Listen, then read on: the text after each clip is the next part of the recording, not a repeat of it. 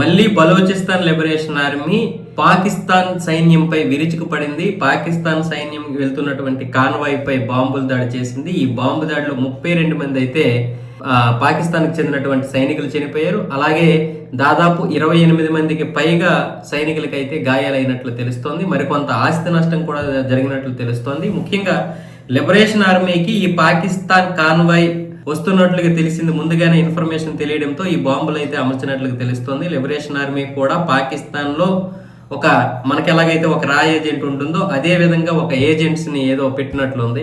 మొత్తానికైతే పాకిస్తాన్కి చుక్కలు అంటే నిద్ర లేకుండా చేస్తుంది లిబరేషన్ ఆర్మీ.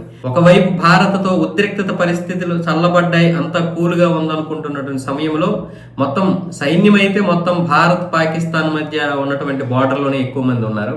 అయితే ఇప్పుడు ఉన్నటువంటి పరిస్థితుల్లో ఈ లిబరేషన్ ఆర్మీ ఏదైతే ఉందో బలోచిస్తాన్ లిబరేషన్ ఆర్మీ పూర్తిగా సైన్యాన్ని అంటే పాకిస్తాన్ సైన్యాన్ని బలోచిస్తాన్ ప్రాంతంలో లేకుండా తరిమేయడానికి ఎన్ని ప్రయత్నాలు చేయాలో అన్ని ప్రయత్నాలు అయితే చేస్తుంది. ఇప్పటికే ఆఫ్ఘనిస్తాన్ కొంత వాళ్ళకి ఫండింగ్ ఇవ్వడం అయితే జరుగుతుంది. ఈ ఫండింగ్ తోటే లిబరేషన్ ఆర్మీ అయితే కొంతవరకు నెట్టుకొస్తుంది.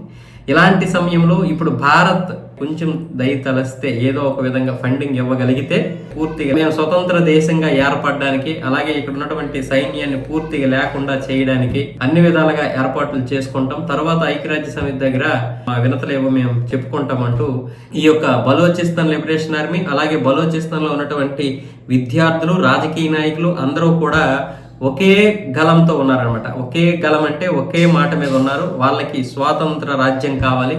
ఇక్కడ ఉన్నటువంటి ఖనిజ సంపదలు పోకుండా మళ్ళీ చైనా, పాకిస్తాన్ ఇటువైపు రాకుండా ప్రణాళికలు అయితే రచిస్తున్నాయి. కాబట్టి ఇప్పుడున్నటువంటి పరిస్థితుల్లో బహుశా ఒక గంట క్రితం ఇప్పుడు పాకిస్తాన్ ఆర్మీపై లిబరేషన్ ఆర్మీ అయితే దాడి చేసినట్లు తెలుస్తుంది. ఇంకెంతమంది చనిపోయే అవకాశాలు ఉన్నాయో తెలియదు.